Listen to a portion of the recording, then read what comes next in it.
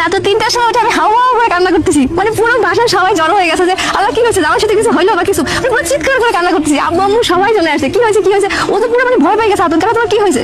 তো তখন আমি বলতেছি এরকমের যে তুমি আমাকে বিয়ে করো, যাই করো, এখন আমি আমার ভাইরা ছাড়া কোথাও যাবো না, তোমার তোমার সঙ্গে সারা দুনিয়ার যেখানে যাই আমি আমার ভাইরা ছাড়া কোথাও থাকবো না। এই জিনিসটা আমিও তোমাকে তোমার ভাই ছাড়া আলাদা করবো না, সেটা তুমিও জানো। আমি তো তোমাকে সেটাই বলছি, তুমি যেখানে যাবা আমি তোমার ভাই তোমার সাথে থাকবো, আমার সাথে থাকবে, এটা সব আমিও বলছি। ওর সাথে আমার সবথেকে ভালো বন্ডিংয়ের জন্য এইটাই যে ও আমার ভাইকে সবসময় সাথে রাখে, এবং আমার লাইফের একটা ডিসিশন যে আমি যতদিন পর্যন্ত আমার ভাই আমার সাথে থাকতে চাই, বা হচ্ছে কি ওর ভাই বিয়ে করা না পর্যন্ত হচ্ছে কি ওর বউ কিছু না বলে, আমার ভাই আমার সাথে থাকবে, মানে আমরা সারা দুনিয়া, আমি তোমার সাথে হানিমুনে যাই, সেখানে আমার ভাইরা আলাদা একটা রুম দিয়ে নিয়ে যাবো, এবং আমরা কোথাও আমার বাইরে ছাড়া আমরা দুজনে যাই না, এখানেও থাকবে।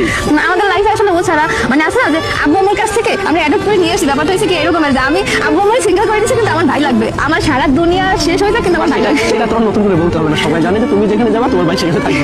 আমাদের ভালোবাসাটা কেন কখনো দূরে সরাইতে পারবো না, আমাদের দুজনের মাঝখানে আমার ভাই একটা পার্ট, দূরে ছাড়া থাকতে পারবো না।